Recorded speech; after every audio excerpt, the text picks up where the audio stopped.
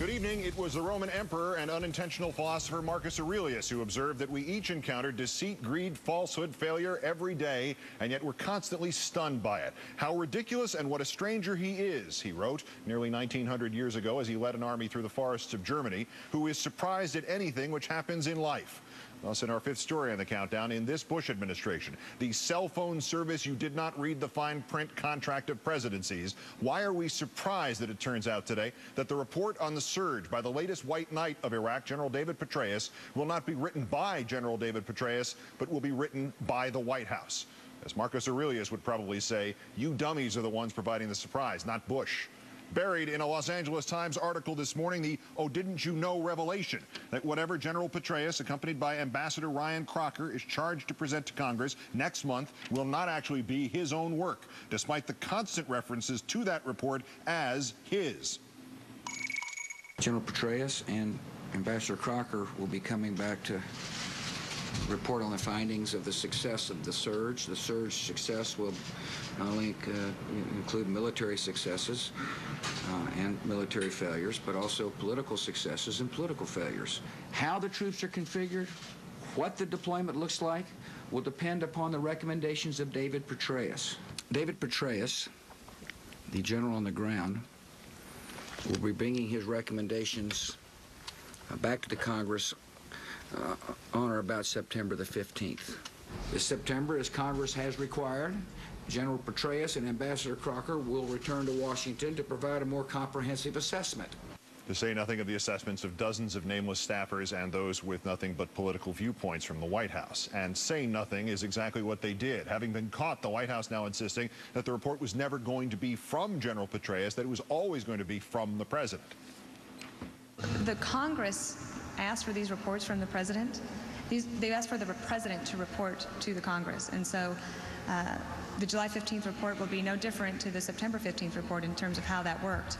And the president has said that he's going to take the recommendations from General Petraeus and Ambassador Crocker, and then he will consult further before deciding on any possible next course of action.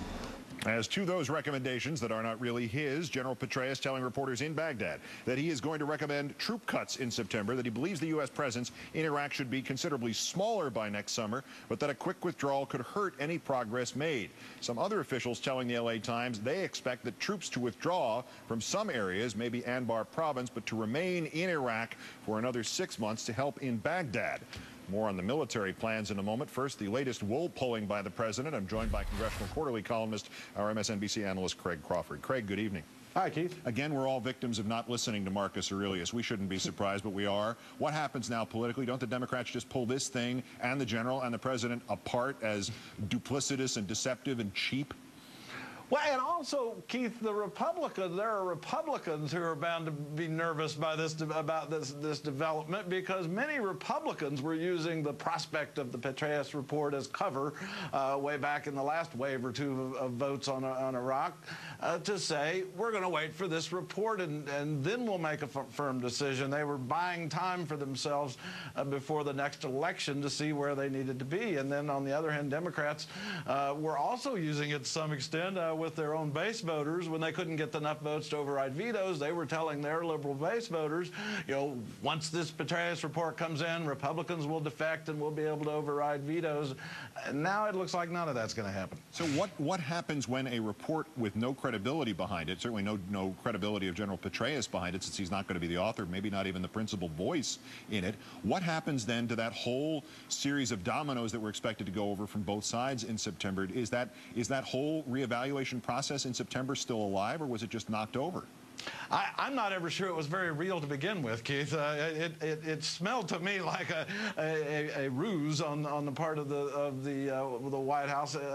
Another bit of footwork in the rope-a-dope with Congress to keep this war going just like the president wants it to go. This will be the fifth wave of voting, if we have, and as we probably will in the fall, on Capitol Hill on the war. And also, Democrats I'm not going to be so cynical as to say they're thinking this, Keith, but there is a dirty truth that Democrats are better off with things just like they are, because if in the next election they can argue for winning the White House and keeping control of Congress, the only way to get real change in Iraq is to vote for a Democrat.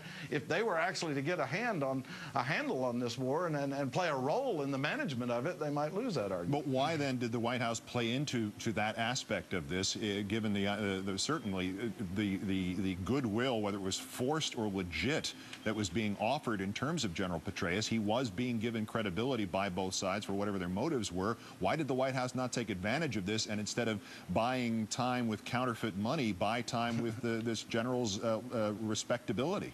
Exactly. I find it fascinating, this development, because it suggests one of two things, really, is that they are very confident that they've got the votes.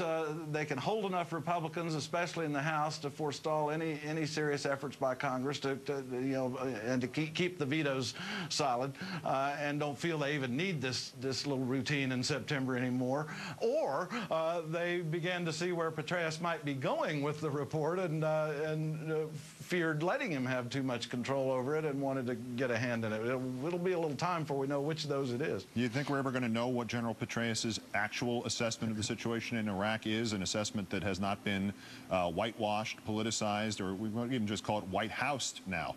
Well, when he gets on the griddle in the hearings, which I'm sure will come, he'll be testifying after this report, and I'm sure a lot of Democrats, including some running for president, may get in the act and pound him pretty hard to get what he really thinks out of him. He's a pretty candid guy, and he had a lot of respect among Democrats. You know, the whole problem here is there's really two things going on. The combat ground truth, which he's supposed to try to bring back to Washington and tell policymakers what's really happening, and then the political games of using him as a way to buy time for Republicans and Democrats, for that matter. I believe the quote was attributed to Boke Carter, the 1930s newscaster.